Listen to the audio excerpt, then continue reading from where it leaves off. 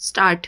महोदय, जब तक अहिंदी भाषी हिंदी को हृदय से स्वीकार नहीं करते तब तक वह राष्ट्रभाषा का स्थान नहीं पा सकती, और यह तभी हो सकता है जब वे यह समझें कि इसमें उनका भी योगदान है और उन्होंने इससे केवल लिया ही नहीं बल्कि इसे कुछ दिया भी है, और उन पर कोई दूसरी भाषा लादी नहीं गई है बल्कि यह उनकी ही भाषा है।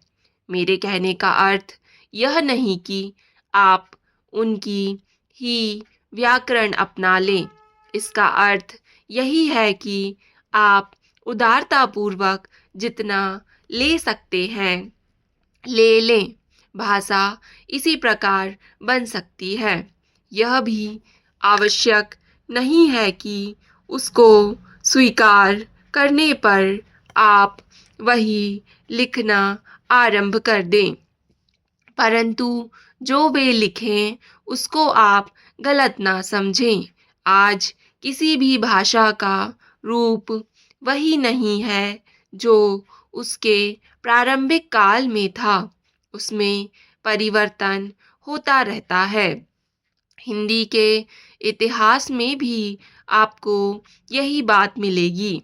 मैं हिंदी का कोई विद्वान नहीं हूँ, पर मैं अपने अनुभव से कह सकता हूँ कि इसमें भी पिछले 500-600 वर्षों में बड़ा अंतर पड़ा है तथा पहले की और आज की हिंदी में काफ़ी अंतर है।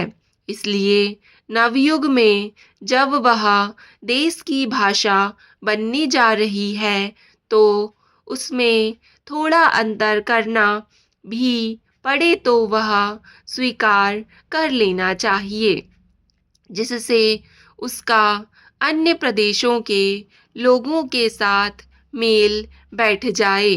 कई अहिंदी भाषी लोगों ने भी हिंदी की काफ़ी सेवा की है। आपके राज्यपाल महोदय अहिंदी भाषी हैं और इन्होंने अपनी भाषा की बड़ी सेवा की है।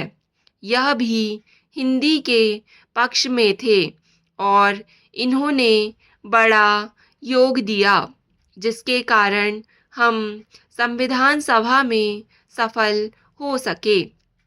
इनका भी यही विचार है जो मेरा है। मैं चाहता हूँ कि इनको भी हिंदी की सेवा करने का अवसर दिया जाना चाहिए।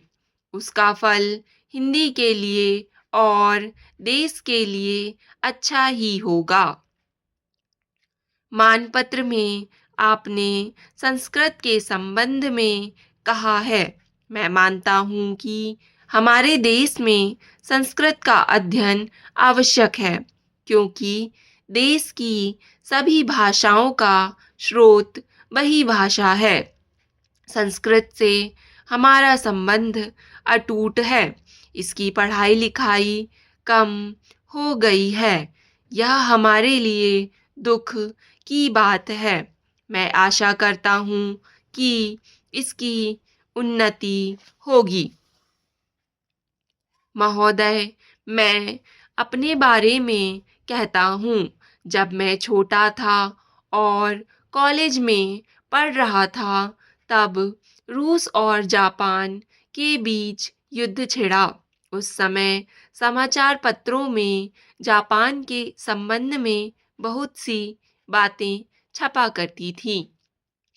उनमें एक बात यह भी थी कि जापान में समूरिया जाति के लोगों ने अपने सब अधिकार वहाँ के राजा को दे दिए थे।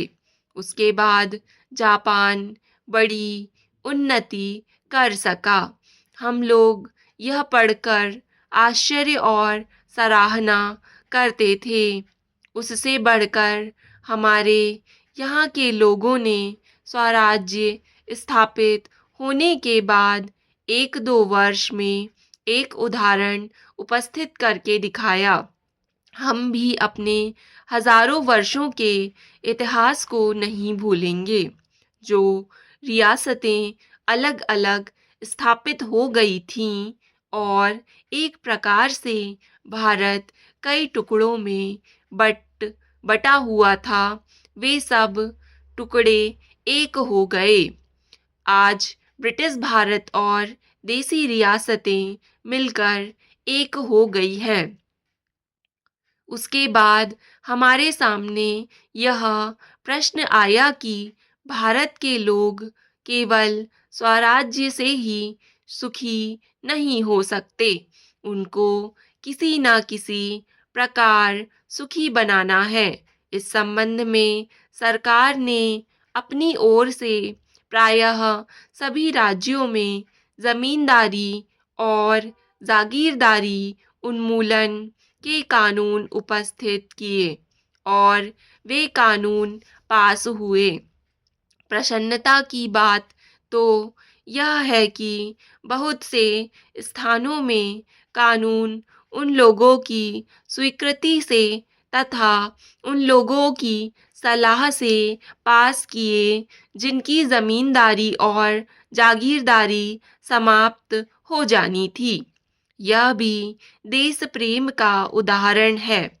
उन लोगों ने अपनी संपत्ति का त्याग इसलिए किया कि उससे सारे देश को लाभ पहुँचे।